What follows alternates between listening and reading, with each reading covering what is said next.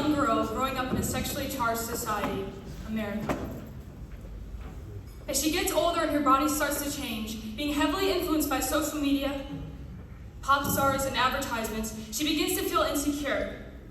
She experiences body image issues, confusion, and even depression. Now, as Chloe searches for an antidote to these feelings, what does she find? What does our culture and our society offer young girls like Chloe? 13-year-old Chloe began social transitioning, puberty blockers, and cross-sex hormones. At 13, all of which were affirmed and encouraged by society. The antidote offered to Chloe by influential segments of society led her to bind her chest at age 15, pushing her breasts into her back and ribs, leaving her with a deformed ribcage to this day. The advice and affirmation given by trusted teachers and doctors in Chloe's life brought her to an operating table, where she had her breast surgically removed, leaving her disabled for months. Though Chloe has now come to embrace who she truly is, a woman, she realizes her physical body will forever be changed by the decisions she made. Every day as Chloe looks down at the scars that mark her chest, where her breasts once were, she's reminded of the sad reality that the relationship she will miss with her future children because of the breast milk she will never be able to produce.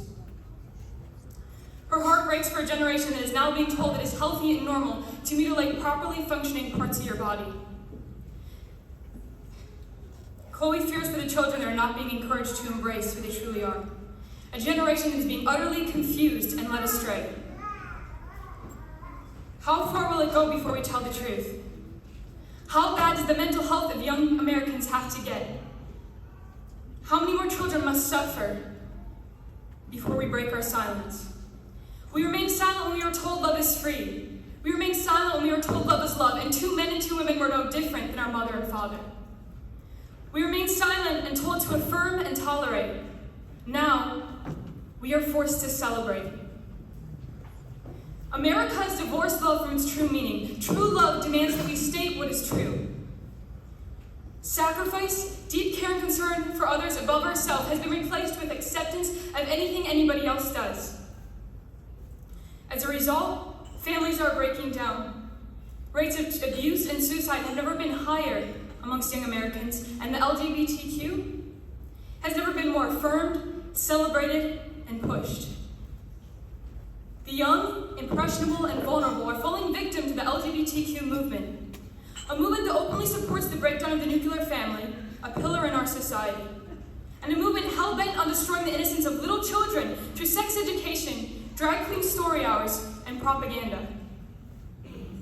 We are living amongst a generation that is crying out for truth, for order. Dysfunction cannot be celebrated. What are we telling them if we are not telling them the truth? As trusted leaders of a community, I challenge you, as a young American who feels the pull on our minds, the disregard for our innocence and purity, the lack of protection, tell the truth. Tell the truth that our public schools, our public libraries, our sports programs, our public bathrooms, our medical institutions. The truth will set you free, not a lie. It took courage for me to come and speak these truths to you today, because you were instantly hated, maligned, and canceled for it. But perfect love casts out fear. And the love I have for God, for my generation, the future of this country, gives me the ability to stand here and proclaim these simple truths to you. My hope and my prayer is it does the same for you. Do not let fear keep you from protecting the next generation and the future of this country. Thank you.